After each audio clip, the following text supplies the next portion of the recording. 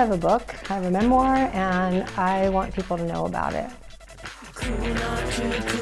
It's a coming-of-age rock and roll story. She is part of the most successful female rock band of all time. She also has a great new book out called All I Ever Wanted, a rock and roll memoir. I'm glad we're doing Skype in the studio here because it gives us a chance to talk with people like I'm about to talk to for you, our viewers. I want to welcome Kathy Valentine, one of the members, as I said, of a very successful group, the Go-Go's. She is calling us from Austin. Kathy, welcome to our city tonight. Hey, nice to be here on Skype. It's great to have you on the show. Boy, there's so much to unpack. We're going to talk about your book in a few seconds. As I said, great new book. Take us back to the very beginning with the group. And when we've had people, musical icons like we're doing with you, where we almost want to set the stage for, say, some of our younger viewers, where you go, what you guys accomplished was unprecedented back in its day. Talk about the Go-Go's. You went from playing small clubs to stadiums like in a year. That must have been quite overwhelming for a bunch of young women in their early 20s. It was an amazing thing, an amazing adventure. And for me, the funny thing is, people always think, oh, you must have known you were successful when you had a #1 record and whatnot. And I always say the funny thing is that I felt successful as soon as I found this band, because I had set out from the minute I picked up a guitar at the age of 15 to find girls my age that wanted to do the same thing, that wanted to be in a band. And when I met the Go-Go's, we were all on the same page. We all wanted the same thing. We had the same passion, the same motivation. We were playing to clubs that people loved us. We had our rent paid. We didn't have to work a day job. So to me, I was successful from the moment I joined the band, and everything after that was just an amazing kind of pile-on of blessings. So yeah, it was quite an extraordinary time of my life.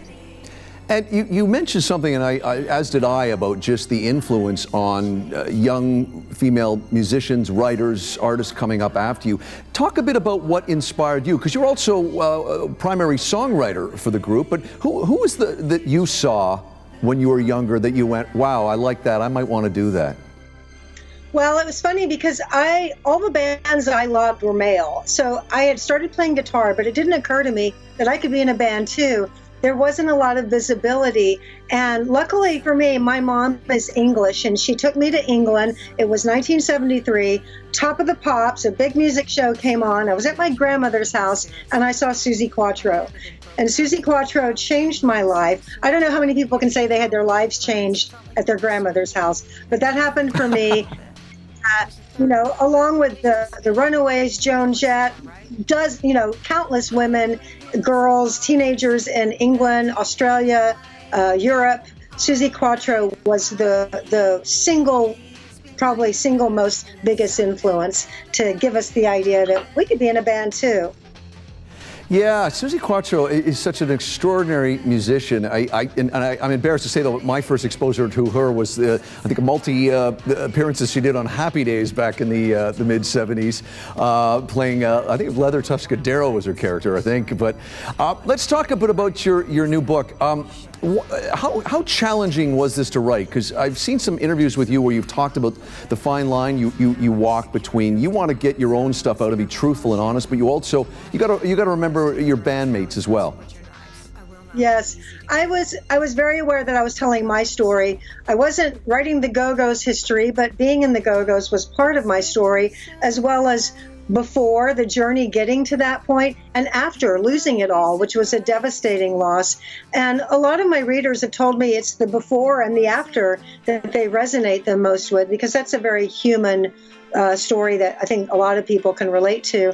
And it was one of the hardest things I've ever done, but I'm also extremely proud. Writing a book is a big deal, and it was a lot different than writing a song, but I did it. I'm really proud. I did the best I could do, and I made sure to tell my story, not anyone else's. It wasn't a spill all or tell the dirt or expose. It was a coming of age. It is a coming of age story.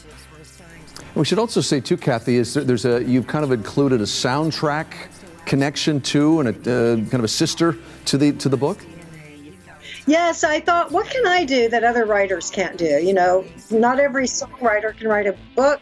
Not every book writer can write a song. I thought I can do both. Why not do both? Why not intersect the idea of storytelling with prose and songs? And I had a blast doing it. It was one of the most creative, fun, musical things I've ever done in my career as a musician. And I hope to do more of that. My next book, I would like to be a collection of literary short stories with a soundtrack, because not everyone can do that. That's great to hear. And of course, you guys will be back on tour as a band.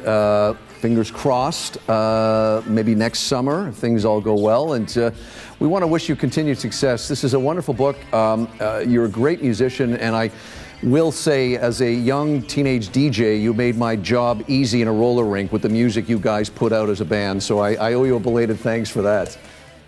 Well, thank you. And I'm so proud that our music has stood up over decades. And we have fans that are young kids and teenagers and millennials and Gen Zers. And it's just kind of neat to see that the Go-Go's music has transcended our time in the spotlight. It certainly has, Kathy, and I want to thank you for taking time to talk with us. It's Kathy Valentine. Her new book is called All I Ever Wanted, a rock and roll memoir. I also want to recommend to check out the documentary from last year, the Go-Go's documentary, a really solid documentary that you really want to see. And turn your kids on to their music if they haven't heard it yet. Kathy, continued success. Thank you for joining us here on Our City Tonight. Thank you for having me. Bye. Bye. We'll have all Kathy's information in our closing credits. This is not the end.